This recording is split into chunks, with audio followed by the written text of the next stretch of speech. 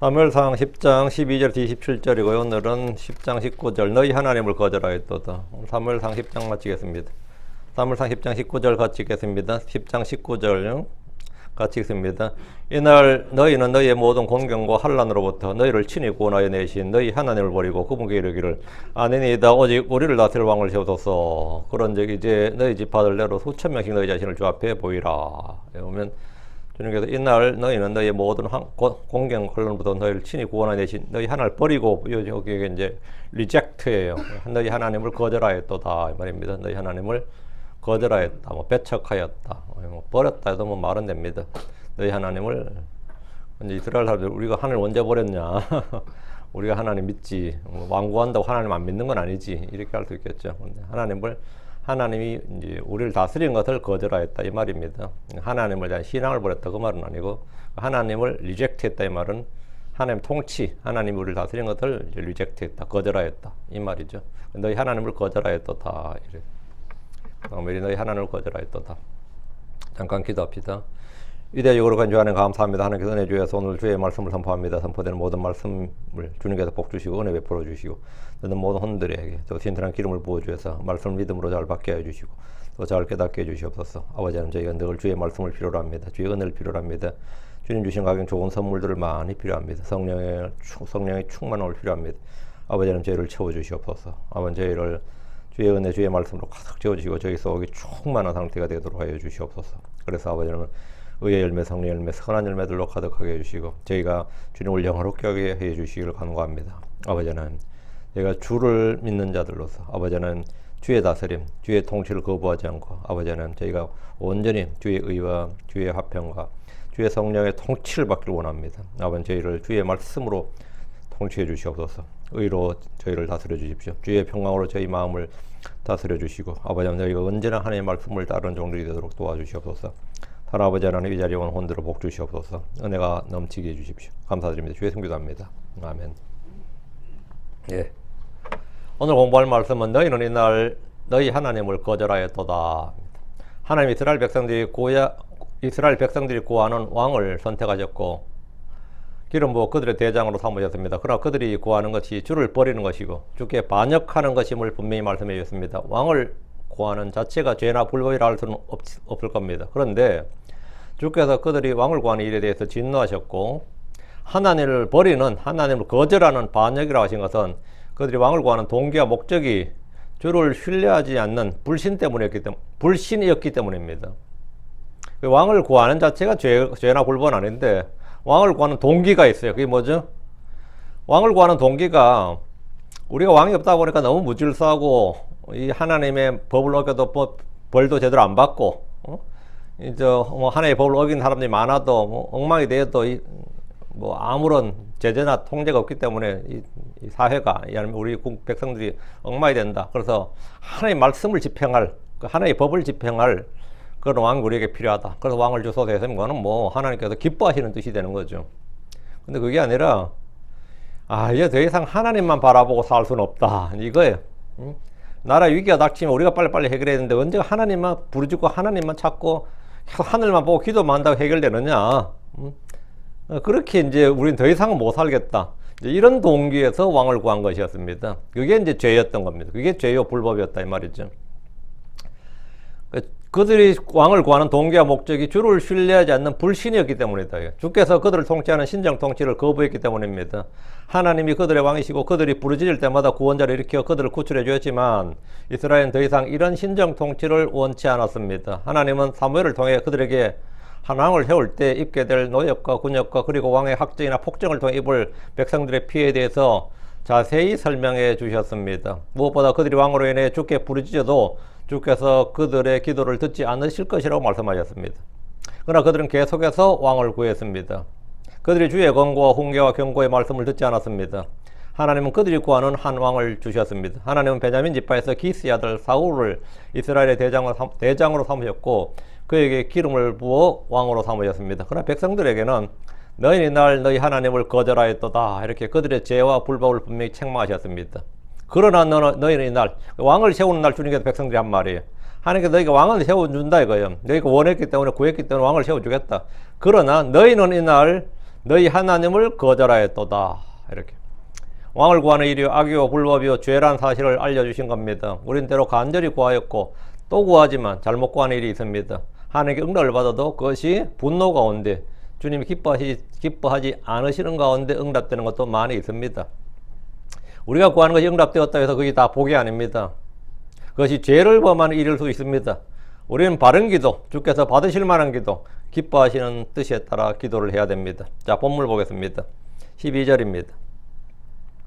이에 같은 장소에 있던 한 사람이 대답하여 말하기를 그러나 그들의 아버지가 누구냐? 그러므로 그것이 속담이 되어 사울도 예언자들 중에 있느냐? 사울이 예언자들의 무리를 만나 그들 가운데 그들과 같이 예언을 하자.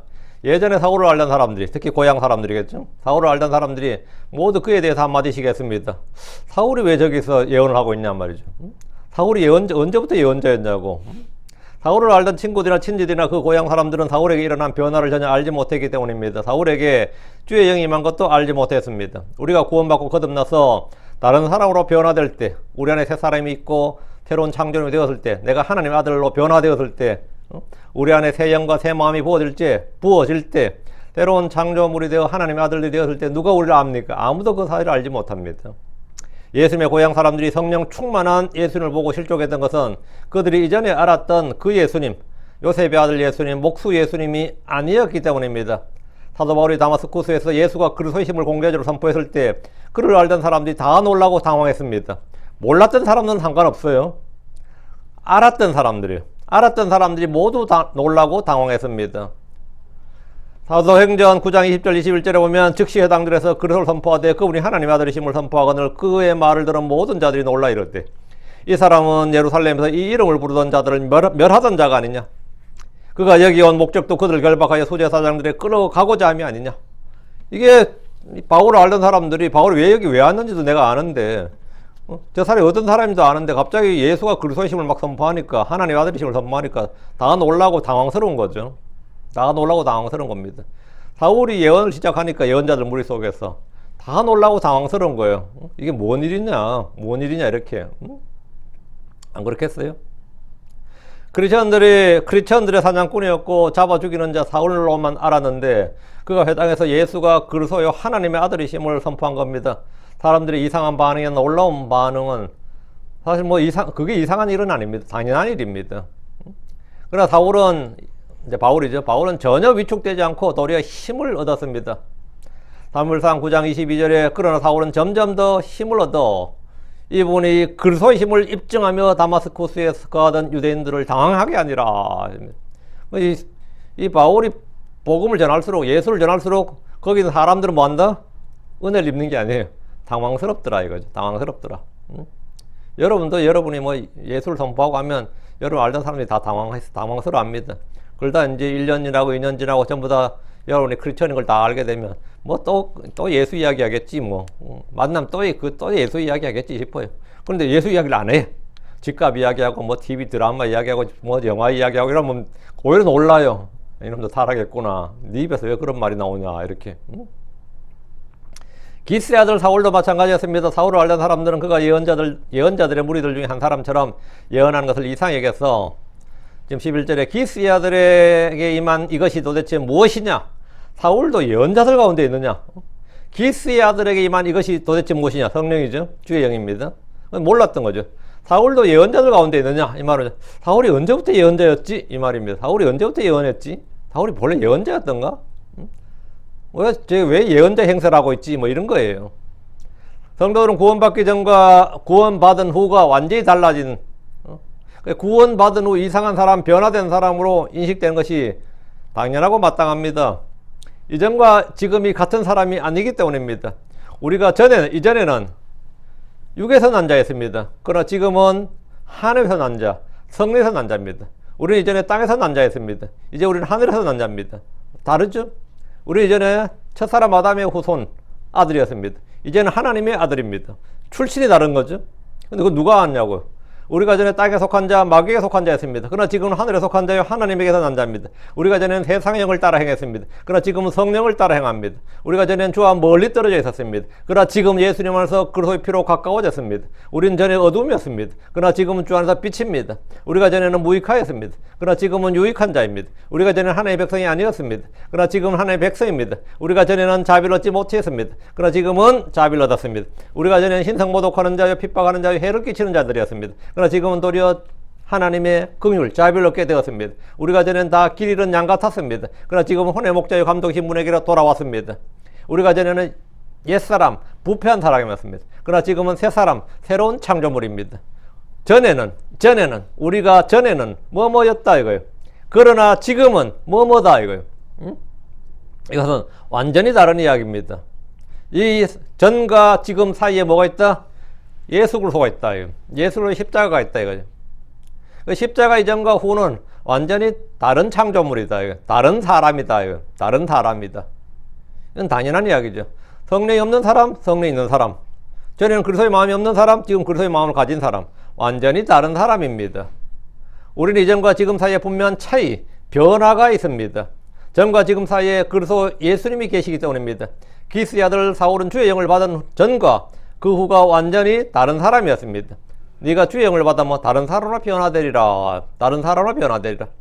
그를 알던 사람들은 지금 그러나 그들의 아버지가 누구냐? 그러므로 그것이 속담이 되어 사울도 예언자들 중에 예언자들 중에 있느냐 이랬습니다. 이것은 일종의 조롱거리입니다. 사울도 예언자들 중에 있느냐? 사울이 언제부터 예언자였느냐 이 말입니다. 사울이 뭔 예언자라고 저렇게 하고 있느냐? 이 말은 사울을 존중하는 말이 아니라 사울 같은 사람도 예언자란 말인가? 사울 같은 사람도 예언자란 말인가? 이런 말이에요. 요즘 말로 하면 그 사람도 목사냐? 그 사람이 크리스천이면 그런 거 있죠. 뭐 그 사람도 크리스천이면 무슬림들 어때요? 보면 무슬림 나라는 대부분 다 그냥 무슬림 나라죠. 민족 자체가 거의 한 7, 80% 해버리면 그 나라가 그 국교처럼 돼가지고 무슬림 나라거든요. 근데 무슬림들도 멸시하는 무슬림 국가가 하나 있어요. 이게 카자흐스탄이거든요. 카자흐스탄은 무슬림 국가입니다. 근데 무슬림들끼리 그놈들이 무슬림이면 전 세계 다 무슬림이라 그래요. 예, 그 카자흐스탄 무슬림들은 돼지고기도 먹고 술도 먹고 다 하거든요. 그거는 다른 데로는 어림도 없는 뭐 말도 안 되는 이야기인데 카자흐스탄은 그래요. 카자흐스탄 무슬림들은 위가 바로 러시아고 몽고고 뭐 옆에 우즈베키스탄이 그렇잖아요. 뭐 그렇기 때문에 거기 좀 중동 무슬림은 다르죠. 중동 무슬림은 좀 달라요. 그것도 러시아 정교회가 있어가지고 국민들 중에 한 정교도 20% 넘고 하기 때문에 그렇거든요. 그러니까 저놈들이 무슬림이 쟤들은 무슬림이 아니다. 자기들도 무슬림으로 쳐주질 않습니다. 그쪽 사람들은. 우리가 뭐 캐톨릭을 기독교로 쳐주지도 않잖아요. 물론 캐톨릭 사람은 많지만 뭐 그런 거죠. 근데 저 사람이 크리스천이라면 야 네가 크리스천이면 뭐 세상 사람 다 크리스천이다. 네 같은 인간이 크리스천이면 뭐 그런 거죠. 네가 예언자라면 뭐 이런 거예요. 그런 그런 식의 멸시야 무시를 표현하는 말입니다. 13절. 그리고 그가 예언하기를 마치자 그가 산당으로 갔더라. 사울이 예언하는 것을 마치자 그는 산당으로 갔습니다. 사울은 주의 영을 받아 예언을 하게 되자 집으로 가는 대신에 산당으로 갔습니다. 사울도 자기에게 임한 게 놀라운 거죠. 사울도 자기 평생 처음 겪는 일이잖아요. 평생 처음 뭐예요? 주의 영이 그에게 임했고 그가 예언을 하게 되었단 말이죠. 그럼 이럴 때는 어떻게 되겠어요? 주님께 가야지. 당시 산당은 주께 희생물 드리는 장소로 사용되었습니다. 산당이 곧 성전이나 같은 겁니다. 산당이. 일반적이라면 주의 전, 주의 집으로 불리는 성막으로 가야 되지만 언약궤를 빼앗긴 후에 실로의 성막은 사실 없는 것이나 마찬가지였습니다. 그래서 백성들은 산당에서 주께 희생물 드리고 경배했기 때문에 사울은 산당으로 향했습니다. 14절. 그리고 사울의 삼촌이 그에게 또 그의 종에게 말하되 너희가 어디로 갔느냐? 이에 그가 말하기를 나귀들을 찾으러 갔나이다. 그럼에도 우리는 그것들이 아무데도 없음을 보고 우리가 사무엘에게 갔나이다. 이제 행적을 묻는 거예요. 왜 사울의 삼촌이 뭔가 이상해진 거죠. 며칠 만에. 나귀 찾으러 보냈더니 돌아온 사울이 좀 다른 사람처럼 보인단 말이죠. 뭔가 이상하단 말이에요. 그 어디로 갔느냐? 너희가 어디로 갔느냐? 이래. 그럼 당연히 어디 갔어요? 나귀 찾으러 갔지. 그 나귀를 찾는데 나귀를 못 찾았다는 거예요. 그리고 우리가 사무엘에 갔나이다. 사울의 삼촌은 사울과 그의 종에게 너희가 어디로 갔느냐 이런 물었습니다. 나귀를 찾으러 갔다가 너무 늦게 돌아왔고 거기다 사울이 주의 영을 받고 예언을 함으로 온 동네 사람들이 사울도 예언자들 중에 있느냐 이런 말이 돌았기에 사울의 삼촌은 그들에게 있었던 일을 알고자 했던 겁니다. 이들에게 대체 무슨 일이 있었나? 거기 나가서 대체 뭔 일을 저지르고 왔느냐 이거죠. 사울은 나귀들을 찾으러 갔나이다. 그러면서 우리는 그것들이 아무 데도 없음을 보고 우리가 사무엘에게 갔나이다 라며 사실을 말했습니다. 나귀를 찾지 못해 사무엘을 찾아간 것까지 말하고 더 이상 자세한 내용은 생략한다 이거죠. 더 이상 자세한 내용은 생략했습니다. 사울의 종은 사무엘이 사울에게 한 말을 알지 못했고 사울은 사무엘에게 들은 말을 숨겼습니다. 15절 이에 사울의 삼촌이 말하되 내가 내게 청컨대 I pray thee입니다. 내가 내게 기도하건대 내가 내게 청컨대 사무엘이 너에게 말한 것을 내게 말하라. 사무엘 만났다고 하니까 사무엘이 뭐라고 했느냐? 이건 중요한 거죠. 사무엘은 당시 최고 통치자예요. 주의 예언자, 선견자고 또 뭐죠? 제사장이고. 그러니까 사무엘을 만났다. 이건 내가 미국 대통령 만났다, 주지사를 만났다. 이거보다 더한 거예요. 이스라엘 사람이 사무엘을 만났다. 이거지. 그럼 요즘은 금일보이라도 주더냐? 이런 식이에요. 사무엘이 너에게 말한 것을 내게 말하라. 사울의 삼촌은 사울에게 내게 말하라. 내가 내게 청컨대 사무엘이 너에게 말한 것이 무엇이냐? 이랬습니다. 사울의 삼촌은 사울에게 뭔가 변화가 있었다는 것과 사무엘로부터 뭔가를 받았다는 사실을 직감적으로 알았습니다. 물증은 없지만 심증은 확실했습니다. 사무엘을 만났을 때 사무엘이 무언가를 말해준 것이 있지 않았을까 생각했던 것은 그가 다른 사람으로 변화된 것을 통해서 충분히 알 수 있었습니다. 눈치 빠른 사람, 눈치가 둔해도 이 정도는 알 수 있어요. 주의 영을 받아 예언을 했다는 것은 사무엘을 만난 후에 있었던 일입니다. 사무엘이 사울에게 뭔가를 했다 이거예요. 어떤 사람이 변할 때 사람들은 그가 어디를 갔는지 또는 누구를 만났는지를 알고자 합니다. 어디를 갔는지 누구를 만났는지. 사울의 삼촌은 사울이 사무엘을 만난 후로 변화가 있었다는 것을 확실히 알았기 때문에 그분을 물었습니다. 당연히 묻죠. 우리도 가끔 그래요. 이상한 소리 막 해. 그럼 우리는 딱 뭐라 그래요? 니 혹시 그 사람 만났냐? 이런 말 하죠. 안 그래요? 그런 거 흔한 일이에요, 사실은.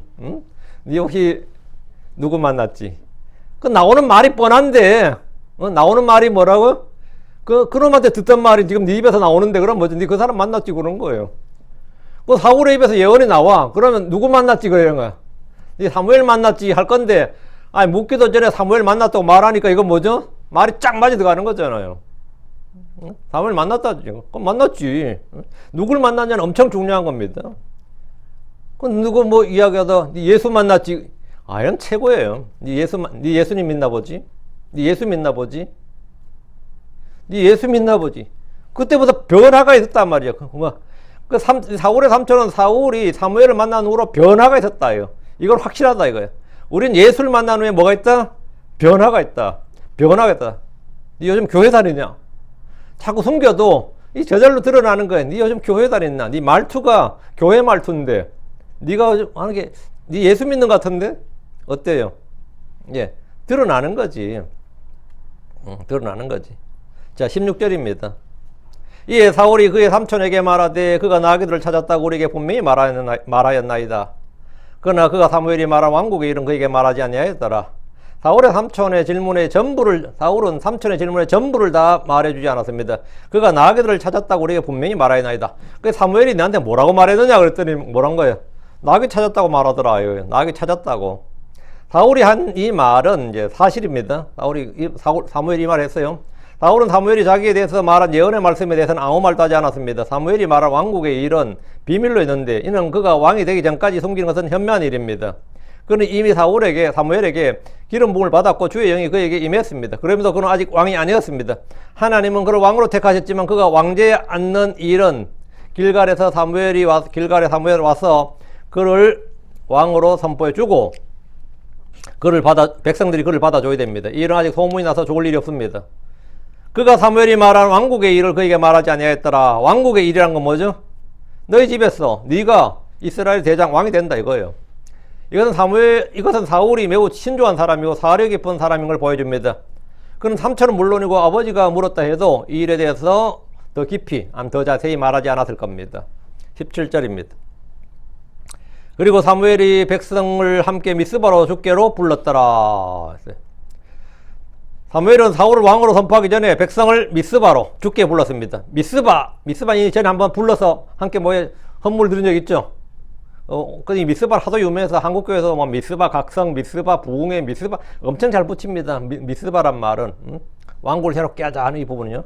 미스바는 주께서 전에 필리스틴의 침공을 물리치고 주의 도우심을 기억하기 위해서 에베네셀이라는 돌기둥을 세운 거기가 바로 미스바예요. 미스바는 이스라엘이 필리스틴에서 승리의 체험을 한 장소고 하나님의 은혜와 도우심을 체험한 곳입니다. 사무엘이 백성을 함께 미스바로 불렀다는 것은 유월절이나 오순절이나 장막절에 모이듯이 모든 남자들 다 불렀다는 것이 아니고 각 지파의 장로들이나 통치자들 또 유력한 사람들 이런 사람들을 불렀다 이 말입니다. 주께로 불렀다는 표현은 보통 성막으로 부를 때나 우림이나 둠밈을 가진 대제사장 앞으로 부를 때 쓰는 말입니다. 당시 이스라엘은 뭔가 중요한 결정을 할 때 힘이나 여론이나 투표를 통한 다수의 의견을 따른 것이 아니라 제비를 던져서 결정했습니다. 주께로 불렀다는 것은 주께서 그들에게 하실 말씀이 있고 명령하실 일이 있었기 때문입니다. 오늘은 왕을 선출해야 되는데 이 왕을 뭡니까? 우림과 둠밈을 가진 제사장 앞에서 제비를 던져야 돼요. 그래야 말이 없지. 이거 하나님의 뜻이다 이게 되는 거죠. 18절 그리고 이스라엘 자손에게 말하기를 주 이스라엘 하나님께서 이같이 말씀하노라 내가 이스라엘을 이집트에서 데리고 나와 올라왔고 너희를 이집트 사람들의 손과 모든 왕국의 손과 너희를 압제하던 자들의 손에서 구출하였느니라. 주님 하신 일이 역사죠. 그 역사를 기억하라. 이게 역사의 주 하나님을 기억하라. 나를 구원하시고 나와 함께 하신 하나님을 기억하라. 이게 이제 타락과 실족을 방지하는 그리고 이제 자신의 믿음을 지키는 방법이 역사의 주 하나님을 기억하는 겁니다. 사무엘은 이스라엘 자손에게 주의 말씀을 선포했습니다. 주 이스라엘의 하나님이 이같이 말씀하노라. 이렇게. 주께서 사무엘을 통해 이스라엘 백성에게 친히 말씀해 주셨습니다. 내가 이스라엘 이집트에서 데리고 나와 올라왔고 이것은 출애굽의 사건을 말합니다. 이스라엘의 해방과 자유와 독립은 주께서 하신 일입니다. 어느 날 꿈이 깨듯이 잠에서 꿈을 깨듯이 그렇게 어느 날 갑자기 일어난 일 그게 뭐죠? 출애굽이었습니다. 출애굽은 오랜 기간 동안 투쟁의 산물, 투쟁의 결과가 아닙니다. 어느 날 진짜 기적같이 일어난 일이에요. 기적같이 우리나라 해방이 그렇게 왔죠. 조선의 독립이 어느 날 갑자기 뭡니까? 어느 날 갑자기 일어나 보니 뭐죠? 해방이었습니다. 일어나 보니 해방이었어요. 그와 같은 거죠. 진짜 꿈같이 선물처럼 그렇게 온 거라고요. 주님이 하신 일이라고. 그래서 주께서 데리고 나오셨다고. 너희를 이집트 사람들의 손과 모든 왕국의 손과 너희를 압제하던 자들의 손에서 구출하였느니라. 주님께서 구출하셨죠. 주께서는 출애굽 이후에도 가나안 정복 전쟁과 사사시대 동안 모든 왕국의 손과 이스라엘 압제하던 자들의 손에서 구출하셨습니다. 19절 그럼에도 너희는 이날 너희 하나님을 거절하였도다. 19절 그럼에도 여기서 and는 그럼에도예요. 그럼에도 너희는 이날 너희 하나님을 거절하였도다. 그분은 친히 너희의 모든 공경과 너희의 환난들로부터 너희를 구원하셨느니라. 그럼에도 너희는 그분께 아니니이다 다만 우리를 위해 한 왕을 세우소서 하였도다. 그러므로 이제 너희 지파들대로 너희의 수천 명씩 주 앞에 너희 자신을 보이라. 하나님 이스라엘 백성들의 죄를 말씀해 주셨습니다. 그럼에도 너희는 이날 너희 하나님을 거절하였도다. 이스라엘은 왕을 구했지만 주 하나님을 거절하였다는 생각은 꿈에도 하지 않았을 겁니다. 그들은 주를 믿고 섬기는 일을 버린 것이 아닙니다. 왕을 구하는 일이 하나님을 버린 일이다. 하나님을 거절하는 일이다. 이런 것은 그들에게도 사실 충격적인 말입니다. 우리가 언제? 우리는 그런 의도가 아니단 말이지. 우리는 그냥 왕을 구했을 뿐이지. 사무엘은 이미 전에도 이 사실을 말해줬습니다. 그러나 백성들은 회개하거나 죄를 자백하지 않았고 그래도 우리는 왕이 있어야 한다고 주장했습니다. 19절에 그분은 친히 너희의 모든 공경과 너희의 환난들로부터 너희를 구원하셨느니라. 너희들은 왕이 있어야 이걸 한다 그랬는데 너희 왕이 없을 때도 하나님이 친히 일을 하셨다고요. 사실 너희 왕이 필요 없다는 거죠. 사무엘의 말을 핵심 그거예요. 우리 왕이 필요 없다. 사무엘은 하나님께서 이스라엘의 모든 공경과 모든 환난들로부터 구원하셨다고 하는데 이것은 아무도 부정할 수 없는 사실입니다. 하나님은 그들의 구원자셨습니다. 하나님의 구원 사역은 그들이 주와 그분의 법을 버리지 않는 한 영원히 지속됩니다. 그러나 이스라엘은 주께 아니니이다 다만 우리의 한 왕을 세워주소서 이랬습니다. 이스라엘은 하나님의 통치나 주의 구원보다 스스로의 힘을 길러서 스스로를 방어하고 싸우고 싶었던 겁니다. 이 말은 뭐죠? 우리가 언제까지 기도나 하고 하나님만 쳐다보고 살 수는 없다 이 말입니다. 우리가 언제까지 하나님 쳐다보고 저기 막 쳐들어오는데 하나님께 부르짖고 하나님 구하고 있을 시간이 어딨냐 이거예요. 이제는 지금까지는 그렇게 해왔는지 몰라도 이제는 이제 더 이상 그렇게는 싫다. 우리가 할 일을 우리가 하고 그때 주님이 도우면 돕고 일단 우리가 할 일을 우리가 먼저 해야 되지. 많은 크리스천들이 다 이런 사고를 가지고 있습니다. 불이 나면 물동이를 불을부터 꺼야지. 그러면서 주님께 기도를 하든지 해야지. 뭐 기도만 하고 있다고 뭐 불이 꺼지냐? 뭐 그런 거 있잖아요. 뭘 하면 먼저 뭐 하나님께 구하기 전에 먼저 우리가 할 일을 하고 하나님께서 도움을 주시든지 말든지 할 거 아니냐. 뭐 이런 거예요. 이거는 완전히 이 패러다임의 전환입니다. 신앙생활 완전히 획기적으로 바뀌는 겁니다. 전에는 뭐든지 하나님께 먼저 부르짖었어요. 그럼 하나님이 구원자를 보내주셨어요. 그죠? 그리고 그 구원자가 군대를 모아서 이스라엘을 구출하셨어요. 이게 순서였어요. 항상. 그들이 타락하면 그들은 압제를 당하고 하나님께 부르짖으면 하나님이 사사를 보내주셔서 그들을 구출하시고 그럼 사사 그들을 다스리고 뭐 이런 식이었죠. 근데 이제 이스라엘은 이제 더 이상 그런 패턴은 싫다 이거예요. 너무 힘들고 싫다요. 먼저 일단 뭐라? 예. 하나님께 부르짖기 전에 우리가 먼저 싸우고라도 지면 그때 부르짖겠다 이거예요. 싸워서 이기면 뭐 부르짖을 필요 없고 싸워서 지면 그때 부르짖으면 하나님 우리를 도와달라는데 그때 하나님 안 도와준다잖아요. 이게 문제가 생긴 거죠. 그래서 여러분 지금 19절 그러므로 이들은 이제 더 이상 뭐 사무엘에게도 이건 더 이상 재론의 여지가 없다. 왕을 구하는 일에 대해서는 더 이상 뭐 왈가왈부하지 말고 뭐 더 이상 우리한테 훈계하고 설교하지 말라고 이건 끝난 거고 이건 우리 확고한 뜻이다 이거예요. 이건 양보할 수 없는 확고한 뜻이니까 그냥 왕을 세워도 돼. 그러니까 사무엘도 이제 하는 말이 그러므로 이제 너희 지파들대로 너희의 수천 명씩 주 앞에 너희 자신을 보이라. 예, 제비 뽑는 거예요 이제. 그럼 너희 지파 중 한 명 제비 뽑겠다 이거죠. 각 지파별로 수천 명씩 나오라는 거예요. 각 지파별로 장로들, 천인대장, 백인대장과 같은 통치자들을 불러서 그들 앞에서 제비를 던져 왕을 뽑기 위한 것입니다. 구약에서 제비 뽑기는 하나님의 뜻을 구하고 확증하기에 가장 자주 애용되는 확증시키는 방법이었습니다. 20절. 그리고 사무엘이 이스라엘의 모든 지파를 가까이 오게 했더니 베냐민 지파가 뽑혔더라. 사무엘은 이스라엘의 모든 지파를 가까이 오게 했습니다. 어느 지파에서 왕이 나올지부터 정해야 됩니다. 지파의 크기나 인구수나 역사성을 따지자면 각 지파별로 서로 싸우게 됩니다. 유다 지파는 땅이 가장 크고 힘이 강했습니다. 루벤 지파는 야곱의 어쨌든 생물학적으로는 장자였습니다.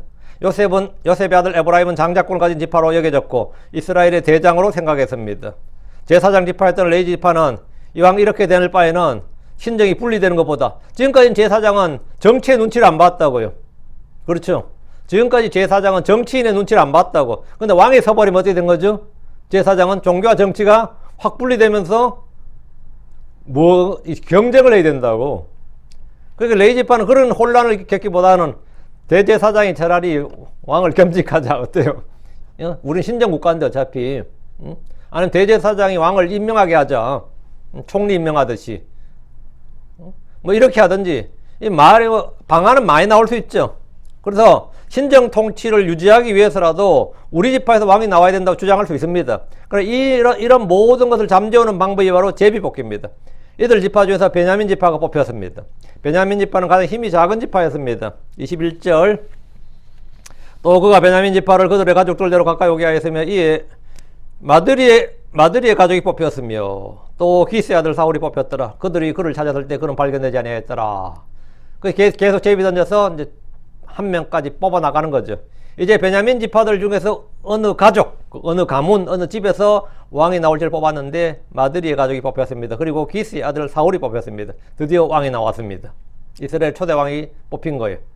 이스라엘의 초대 왕으로 기스의 아들 사울이 선택되었습니다. 사람들이 그 왕으로 선택한 그 왕으로 선택된 이 사울을 찾았을 때 그는 어디서도 발견되지 않았습니다. 왜? 숨어버린 거죠. 사울은 자신을 공개적으로 이스라엘 앞에 드러내지 않았고 숨어버렸습니다. 사울은 이미 사무엘을 통해서 그가 왕이 될 것임을 알았고 기름 부음을 받았습니다. 주의 영을 받았습니다. 다른 사람으로 변화되었고 다른 마음을 가졌습니다. 그럼에도 그는 사람들이 찾았는데 발견되지 않았다 이거예요. 22절. 그러므로 그들이 주께 그 사람이 이미 거기에 와 있는지 더 여쭈었더라. 이에 주께서 대답하시기를 보라 그가 물건들 사이에 숨었느니라. 사울을 찾기 위해서 백성들이 뭐한 거죠? 주께 여쭈었다잖아요. 사울 어디 있냐고. 사울을 찾을 수 없게 되자 사람들은 사울을 찾기 위해서 그의 고향집으로 사람을 보내거나 백방으로 그가 어디 있는지 수소문한 것이 아니라 주께 물었습니다. 사울이 이 자리에 왔는지를 주께 물은 겁니다. 전에 사울은 선견자에게 잃어버린 나이가 어디 있는지를 물으러 갔습니다. 오늘 백성들은 사울이 어디 있는지 찾기 위해서 주님께 물었습니다. 주께서 그들의 질문에 대답하셨습니다. 보라, 그가 물건들 사이에 숨었느니라. 이렇게. 정확히 사울이 있는 위치를 정확히 알고 계시죠. 주님은 사울이 어디 있는지 정확히 알고 계셨고 말씀해 주셨습니다. 하나님은 모든 걸 다 아십니다. 우리가 어디에 있는지, 무엇을 하는지, 무슨 생각을 하는지, 무슨 말을 하는지. 주님은 우리는 모든 걸 다 살피고 다 아시는 분입니다. 보라, 그가 물건들 사이에 숨었느니라. 주님은 사울이 어디 있는지 정확히 알고 계셨고 말씀해 주셨습니다. 주님 우리의 생각과 상상을 다 아시고 우리는 주 앞에서 아무것도 숨길 수가 없습니다. 자, 23절입니다. 그리고 그들이 달려가 거기서 그를 데려왔더라. 이에 그가 백성 가운데 서니 그는 어깨로부터 위쪽으로 사람들 중 어떤 사람보다도 더 컸더라. 어깨로부터 위쪽으로, 이 말은 뭐예요? 사람들이 키가 큰 사람도 사울의 어깨까지밖에 안 온다 이거죠. 한국 사람들은 보통 1m 한 90 정도만 되면 85에서 90만 돼도요, 다른 사람 보통 서면 그 사람 어깨까지 와요. 우리도 이제 언론에서 보면, 사진에 보면 서울시장 오세훈 씨가 키가 좀 크거든요. 오세훈 씨하고 다른 이제 뭐 국장들이나 아니 정치인들 같이 사진 찍는 거 보면 대부분 다 오세훈 씨 어깨까지 와요. 그 윤석열 씨가 키가 한 187 정도 되거든요. 187인가 188 그 정도 된다 그래요. 근데 청와대에 보통 참모들하고 서보면 윤석열 씨만 그게 190이 안 됩니다, 그분이. 그런데 키가 차이가 확 나요. 확 나고. 요즘 막 젊은 사람도 아니죠. 50이 넘었나, 그 사람도. 73년대. 한동훈 씨도 키가 좀 크다고 그러는데 그렇게 커 보이진 않더라고요. 그만큼 아닌 것 같더라고. 예. 윤석열 씨하고 같이 해서 왔는데 더 커 보이진 않더라고. 근데 어떤 사람 더 크다 그러는데 제가 볼 때 사진으로 봤을 땐 더 커 보이진 않는데 뭐 키 높이 구두 신었다 뭐다 별 말이 다 많더라고. 근데 사울은 그게 아니에요. 진짜 확실히 키가 컸던 거예요. 본문 성경에 나오잖아. 그냥 사울이 딱 섰을 때 어땠다는 거예요. 예. 그건 어깨로부터 백성 가운데 서니까 이 백성들도 한등발 하는 사람들이랑 천부장, 백부장 이런 사람들이 같이 섰는데 그 어깨로부터 위쪽으로 사람들 중 어떤 사람보다 컸더라. 다른 키 큰 사람들도 사울하고 같이 서니까 어깨까지밖에 안 오더라 이 말이죠. 그 말은 이 30cm가 더 컸다 이 말입니다. 굉장히 큰 겁니다. 남들 1m 71대 1m 90. 예를 들어 남들이 1m 80이면 그것도 큰 거거든요. 사울을 2m 했다 이 말입니다. 키가 상당히 컸던 거죠. 주의 말씀에 따라 사울을 찾던 사람들은 쉽게 사울이 있는 곳으로 달려가서 그를 데려왔습니다. 덩치도 큰 놈이면 숨어봐야지 뭐. 그렇죠. 키도 큰 게. 미국서 보니까 트럼프가 키가 크죠. 진짜 큽니다. 그 다음에 1m 98인가 하여튼 2m. 근데 그 막내 아들 보니까 어이구 진짜 트럼프보다도 어깨가 크더라고요.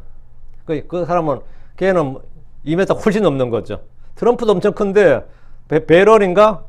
걔 키 보니까 뭐 트럼프 같이 있었는데 같이 사진 찍은 거 보니까 트럼프가 딱 어깨까지 오더라고요. 아들의 어깨.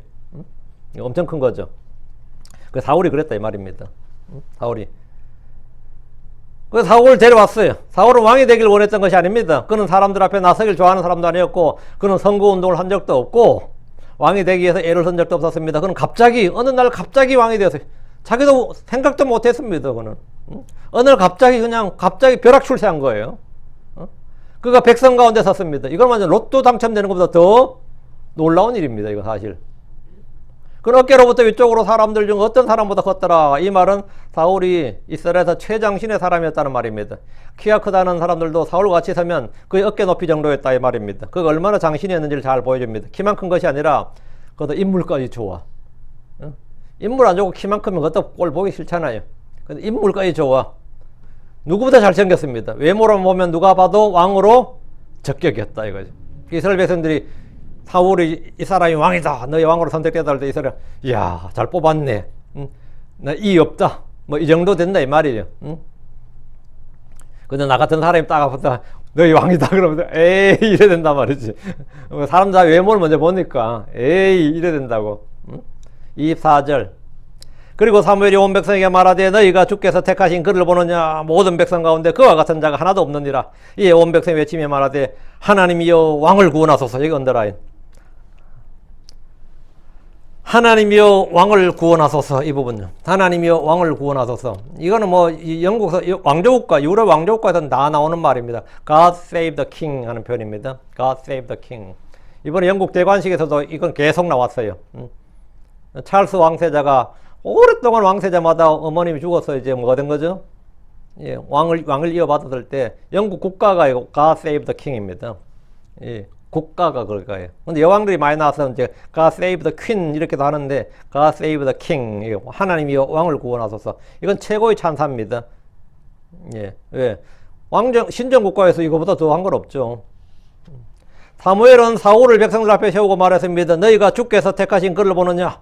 사무엘은 사울이 주께서 택하신 자 이스라엘이 구하던 왕이라는 사실을 공개적으로 선포했습니다. 백성들 앞에서 제비를 뽑았기 때문에 사무엘이 부정이나 뇌물이나 청탁을 통해 사울을 왕으로 택한 것이 아니면 온 이스라엘이 다 압니다. 그냥 사무엘이 어느 날 애 데려왔으면 뭡니까? 베냐민 지파에서 무슨 왕이 되냐고 그러면서 불만이 터지거나 또 무슨 사울이 뇌물을 받았나 별사울이 다 들을 수 있지만 아예 이런 건 아니죠. 전혀. 백성들은 즉시 화답을 했습니다. 하나님이여 왕을 구원하소서. 이렇게 God save the king 했어요. 이 말씀은 지금까지 한국어 성경에서 국왕폐하 만세 이렇게 번역되었습니다. 그래서 킹제임스 성경 안에 모든 성경 long live the king 이렇게 되어 있어요. 영어로도 long live the king. 이게 장수하소서. 이 만수가 뭐죠? 만년 살라 이 말입니다. 만수 무강. 그 왕이 오래 사소서인데 그건 아니고 킹제임스 성경은 long live the king이 아니고 왕이 오래 사소서가 아니고 God save the king입니다. 킹제임스 성경을 표방하는 역본들에서도 모두 개혁 성경과 같은 표현을 번역했습니다. 신정 국가인 이스라엘에서 백성들이 보낼 수 있는 가장 큰 찬사가 하나님이여 왕을 구원하소서입니다. 하나님 왕을 세우셨으니 하나님 왕을 지키시고 구원해달라. 하나님이 왕을 지키시고 구원해주시고 도우시라는 그런 기도와 찬양이자 축복입니다. 이것은 영국을 비롯해서 기독교 국가들에서 다 통용되는 말입니다. 왕이란 자리는 가장 큰 권력을 가진 영광스러운 자리지만 동시에 가장 위험스러운 자리입니다. 가장 위험한 자리예요. 외부의 적들과 전쟁을 치러야 되고 내부의 적들을 잘 다스려야 됩니다. 내부의 적들을. 하나님이 지켜주시고 구원하지 않으면 언제 어디서 죽을지 모릅니다. 하나님이여 왕을 구원하소서 이 백성들의 외침은 그를 왕으로 인정하고 받아들이겠다는 뜻입니다. 25절. 그때 사무엘이 왕국의 규범을 백성에게 말하였고 그것을 책에 기록하였고 그것을 주 앞에 두었더라. 그리고 사무엘이 온 백성을 각각 그의 집으로 보내었더라. 그때 사무엘이 왕국의 규범을 백성에게 말했습니다. 일단 왕은 종신직입니다. 왕은 종신직이고 다음 뭐죠? 세습이에요. 왕은 기본적으로 종신직에서 세습이라고. 그리고 이스라엘 대장으로서 국방을 책임지고 전쟁을 수행합니다. 그리고 왕은 최종 재판관입니다. 이제 모든 재판의 끝은 뭐죠? 3심제든 4심제든 간에 모든 재판의 끝은 왕이 왕정국가에서 왕이 최종 재판, 왕은 입법자고 곧 심판자예요. 지금까지 이스라엘은 왕이 없었기 때문에 왕의 규범이 없었습니다. 백성들 역시 이에 대해 잘 알지 못했습니다. 왕은 종신직이고 자식들에게 왕위를 계승해주는 세습제입니다. 왕은 백성들에게 노역과 군역으로 징발할 수 있습니다. 백성들을 징발할 수 있어요. 젊은이들과 처녀들을 징발해서 왕국에서 일을 시킬 수 있습니다. 세금을 거둘 수 있습니다. 사무엘은 이런 왕국의 규범을 말해주고 그것을 책에 기록했는데 이로써 이것이 왕국의 법이 되었습니다. 사무엘이 백성들에게 말해준 왕국의 규범을 책에 기록하여 그것을 주 앞에 두었습니다. 보통 주 앞에 두었다 그러면 주의 언약궤 앞에 두었다 이 말인데 여기서는 실로의 성막이나 기럇 여아림에 있는 언약궤 앞에 두었다는 말이 아닙니다. 사무엘이 기록한 그 책을 주 앞에 두었다는 것은 대제사장의 가슴에 있는 우림과 두밈 앞에 두었다 이 말입니다. 그리고 사무엘이 온 백성을 각각 그의 집으로 내보내었더라. 집으로 보내었더라. 사무엘은 백성들을 각각 그의 집으로 보냈으면 해산했단 말이죠. 사무엘은 사울을 왕으로 임명한 후에 백성들을 해산했는데 왕이 섰으면 뭐예요? 왕궁도 없고 지금 신하도 없고 뭐죠? 군대도 없고 그냥 왕만 뽑아놓은 거예요. 왕만 지금 뽑아놓고 백성들은 해산이야. 26절. 그리고 사울도 기브아에 있던 집으로 갔더라. 사울도 집으로 갔어. 말만 왕이지 지금 뭡니까? 지금 아무것도 아닌 거죠. 그냥 자기 집으로 갔어요. 오늘부터 나 왕이다 하고 집으로 간 거예요. 그리고 하나님께서 마음을 움직였던 한 무리의 사람들이 그와 함께 갔더라. 여기 하나님께서 마음을 움직였던 한 무리의 사람들이 그와 함께 갔더라. 왕이 된 사울도 기브아에 있던 집으로 갔습니다. 지금 이스라엘은 왕궁도 없고 왕의 신하들도 없고 정부 조직도 없고 직책도 만들어지지 않았습니다. 당연히 내시도 없고 궁녀도 없어요. 그렇죠? 지금 사울을 섬길 만한 어떤 종도 없습니다. 말만 왕이다 하지 아무도 없다고요. 왕도를 어디로 해야 될지 이 수도를 어디로 해야 될지 이런 것도 정해지지 않았습니다. 사울은 왕으로 선포되었지만 그날 그는 왕으로 즉위한 것이 아니라 그냥 뭐였어요? 왕이다 하고 자기 집으로 갔다고요. 왕이면 뭐가 있어야 될 거 아니야. 근데 그냥 자기 집으로 갔다고. 좀 황당한 일이 아닐 수가 없죠. 백성들은 하나님 왕을 구원하소서라고 외친 후에 그들의 집으로 갔습니다. 이게 뭐야 대체? 좀 이상하죠. 사울이 집으로 갈 때 하나님께서 마음을 움직이게 했던 한 무리의 사람들이 있었고 그들이 사울과 함께 갔습니다. 사울을 왕으로 인정한 백성들 중에 그를 왕으로 따르고 섬긴 이들을 주께서 마련해 주신 겁니다. 자발적으로 사울의 신하들, 사울의 종들이 만들어진 거예요. 사울이 뭐 따로 뭐 이렇게 뭐 한 게 아니고 공무원을 모집한 것도 아닌데 하나님께서 마음을 움직이게 했던 사람들, 하나님이 마음을 움직이게 했던 사람들. 사울은 권력이나 권위를 행사해서 사람들을 굴복시키지 않았지만 주께서 그에게 힘과 권위를 주시고 자원해서 따르는 무리들을 주셨습니다. 다윗도 말하기를 시편 18편 47절에 하나님이야말로 내 원수를 갚아주시고 백성을 내 밑에 복종케 하시는 분이시로다. 하나님이야말로 원수를 갚아주시고 백성들은 내 밑에 복종케 하시는 분이다. 시편 144편 2절에 나의 선함이시오 나의 요새시오 나의 높은 망대시오 나의 구출자시오 나의 방패이신 그분을 내가 신뢰하나이다. 그분께서 내 백성을 내 아래에 복종케 하시는도다. 왕의 권위는 어디서 나온다? 힘과 권위는 하나님으로부터 나온다. 왕이 세우신 하나님 세우신 왕이니까 그 힘은 하나님으로부터 나온다. 사울 역시 왕으로 세움받자 주님은 그를 따르고 복종하는 무리들을 주셨습니다. 이것이 참으로 복된 일입니다. 이게 사실은 표적이에요. 이게 표적이에요. 27절 그러나 벨리알의 자손들은 말하되 어떻게 이 사람이 우리를 구원하겠느냐. 그리고 그들이 그를 멸시하였으며 또 그에게 예물을 가져오지 아니하였더라. 그러나 그는 잠잠하였더라. 사울을 따르는 무리들이 있었을 때 사울을 반대하는 무리들도 있었습니다. 성령이 일하실 때 마귀도 함께 일합니다. 벨리알의 자손들은 말하길 어떻게 이 사람이 우리를 구원하겠느냐. 사울이 무슨 우리의 왕이냐 말이에요. 우리는 왕으로 인정할 수 없다 이거예요. 반사울이죠. 이들은 하나님 택하시고 왕으로 선포한 사울을 그들의 왕으로 인정하지 않았습니다. 모든 권세는 위로부터 오는 겁니다. 근데 인정할 수 없다 이거예요. 어느 모임에나 찬반이 있고 대적하는 무리들, 불패하는 무리들, 반역하는 무리들이 일어나기 마련입니다. 교회에서도 마찬가지입니다. 뭐 새로운 목사를 초빙한다든지 뭐 목사를 투표로 뽑는다든지 하면 제가 아는 목사님도 부목사를 투표로 초빙했는데 기도할 때 75% 이상만 나오게 해주십시오. 이렇게 기도했다더라. 75% 이상. 75%면 상당히 많은 거예요. 그 25%, 그래서 딱 75% 나왔대. 그 반대는 25%도 그걸 떠나요. 예를 들어 50% 나와버리면 막 아슬아슬하면 교회 반쪽해지는 겁니다. 75% 나오는 말은 그래도 4분의 3이잖아요. 그럼 그 교회는 유지가 됩니까?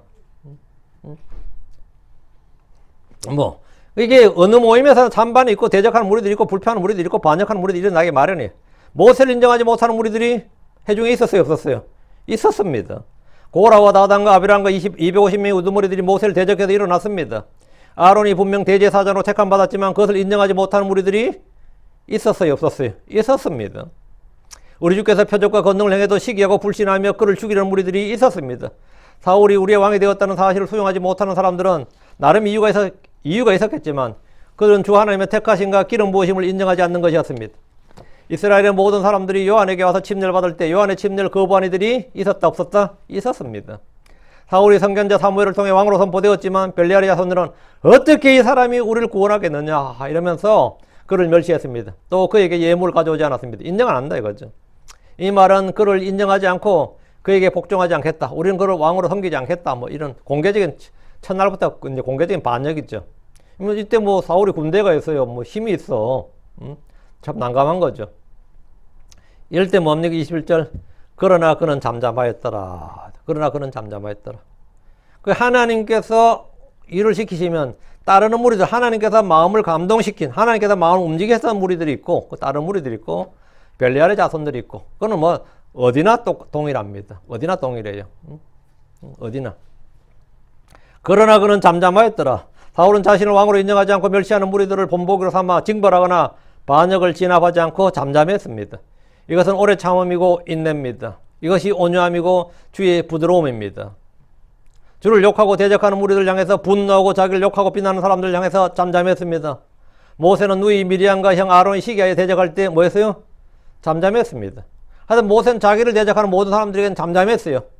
무리들이 대적하고 반역할 때 그는 주 앞에 엎드렸고 잠잠했습니다. 우리 주께서도 그러하셨습니다. 베드로전서 2장 3절에 욕을 당하시되 맞대 욕하지 않으시고 고난을 당하시되 위협하지 않으시며 다만 의롭게 심판하시는 분에게 자신을 맡기셨느니라. 잠잠하셨다 이거죠. 사울은 노골적으로 대적하며 멸치한 이들을 향해서 잠잠했습니다. 아직 왕권이라 할 만한 것이 없었고 이들을 힘으로 제압할 경우 더 큰 반발이 일어날 수 있다는 현실적인 문제도 있었지만 그의 마음에는 신중함과 절제와 인내와 오래 참음과 부드러움과 온유함과 자기를 낮출 줄 아는 그런 겸손함이 있었음을 볼 수 있습니다. 우리는 이런 장면에서 배움과 훈계를 얻어야 됩니다. 사울은 자신의 왕권과 지위와 신분과 종기가 주님으로부터 온 것임을 확실히 알았고 그걸 이미 알고 있었죠. 확신하고 있었기 때문에 몇몇 사람들, 그 벨리알의 자손들의 반발은 사실 사소한 것이었습니다. 응? 그건 사실 뭐 사소한 것이었지. 예. 이건 뭐 저희들도 다 마찬가지입니다. 내가 하나님께서는 이 일을 나에게 맡기시고 나에게 했다면 따르는 하나님께서 마음을 움직이는 사람들이 있고 따르는 사람들이 있고 예. 또 벨리알의 자손들이 있고 그래요. 뭐 좀 하려니까 그렇게 뭐 말이 많아. 우리 교회가 작아서 그렇지 이보다 약간만 더 커도요. 이 교회가 예를 들어 뭐 성인들만 예를 들어 한 30명, 40명, 50명 이래 되면 쪼개져요 막. 응? 누가 뭐 식사당번 누가 해도 뭐 그 사람이 좀 하나 성가대 누가 해도 그 사람이 좀 하냐 누가 피아노를 쳐도 뭐 저 사람 좀 피아노 치긴 하냐 뭐 문제 있던데 그 앞에서 피아노 쳐서 되냐 뭐 누가 뭐 사회를 봐도 그 사람이 할 만한 사람이냐 계속 하여튼 딴지 거는 사람들이 계속 있어요. 계속 있어. 계속 누가 집사가 돼도 그 사람 집사 자격이 있긴 하냐 뭐 성경 교사라면 목사님도 그 사람 왜 교사를 세웠대 뭐 그 사람 자격이 있냐 뭐 시끄럽던데 뭐 문제 있다던데 별의별 놈 저게 막 끊이질 않습니다. 뭐 끊이면 그건 뭐 인간이 사는 곳은 다 마찬가지. 사람이 사는 곳은 그건 뭐 킹잼 성경 쓰는 교회니 뭐 다 뭐 성경 신자니 다 쓸데없는 소리야. 목사들 모임도 그래요. 누가 회장할 것이냐 누구 총무할 것인가 뭐 눈치 싸움이 치열한데 제일 힘없는 놈 시켜요. 그래야 그나마 뭐 되죠? 그게 제일 그나마 안전한 방법이야. 아니면 뭐 분명히 문제 터지거든요. 이제 문제 터지거든요. 사울은 사실 이런 문제에서 뭐 잠잠했다고. 잠잠했다. 이게 이제 이 사울이 참 위대한 점이죠. 사울의 시작은 정말 위대했어요. 저도만 해도 나를 누가 비난하고 멸시하고 대적하는 벨리알의 자손들이 많이 있는데 그놈들에서 내가 잠잠해야 되는데 열받거든요. 실은 속에서 발칵하거든. 처음 어째 순간적으로 발칵해요. 이제 발칵하고 나서 약간 있다가 이제 마음을 좀 끓이던 마음을 좀 죽이는 거지.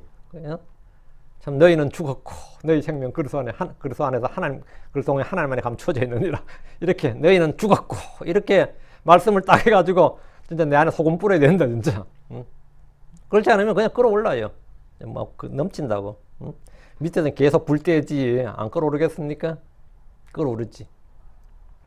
벨리알 자손들이 많이 있습니다. 동시에 하나님께서 마음을 움직인 무리들이나 자원에서 저를 돕고 섬긴 형제자매들도 많이 있습니다. 의의 사역자들은 늘 이 둘이 함께 있습니다. 이 둘이 함께 있어요. 성도들은 벨리알의 자손들을 대할 때 사울같이 잠잠해야 됩니다. 사울같이 잠잠해야 됩니다. 그리고 더 해야 될 일이 있어요. 마태복음 5장 44절이죠. 그러나 나는 너희에게 말하노라 너희 원수들을 사랑하며 너희를 저주하는 자들 축복하고 너희를 증오하는 자들에게 선을 행하며 악의 일을 품고 너희를 다루며 너희를 박해하는 자들을 위해 기도하라. 이렇게. 이게 뭐냐? 잠잠해야 되는 정도가 아니라 뭐 해야 된다고요? 사랑하고 축복하고 선을 행하고 기도하라잖아요. 그래서 기도하라. 나 이 사람이 내 이번에 그 사람한테 기도는 안 했는데 주님 그 입을 잠잠케 해주소서 하기도 해야겠구나. 하여튼 기도해야 된다고. 기도하라. 저도 이 사울 같은 이런 크리스천이 되고 싶습니다. 여러분도 이런 크리스천이 되길 바랍니다. 우리 모두 다 주의 기름 부음 받은 자들입니다. 그럼 당연히 우리에게는 뭡니까? 함께하는 무리들도 있고, 예, 주의 영으로 감동해서 그게 형제 자매들이죠. 우리는 빛 가운데 서로 교제해야 될 형제 자매들이 있고, 함께할 사람들이 있고, 반면에 지들이 뭔데 하면서 대적하는 무리들이 있고 그렇습니다. 그건 뭐 아무것도 아닙니다. 아무것도 아니에요.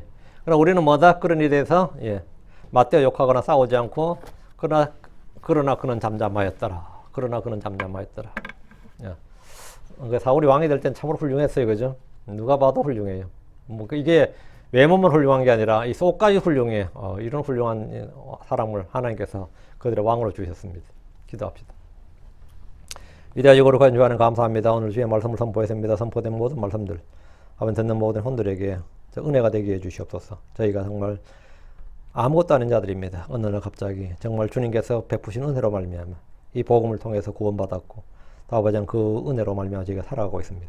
전능자주 하나님, 저희 늘 성령을 충만케 해주시고 저희로 하여금 이 땅에서 여러 가지 겪는 모든 시험과 환난과 고난과 또 다양한 여러 가지 일들이 있지만 제가 주님을 신뢰하고 그런 모든 일들에 대해서 자아가 상하는 것, 무시와 멸치를 받는 것에 대해서 잠잠하고 아버지는 모두 오히려 그런 것들을 선으로 악을 이길 수 있게 해주시옵소서. 은혜 베풀어 주십시오. 감사드리며 주의 성기도합니다. 아멘.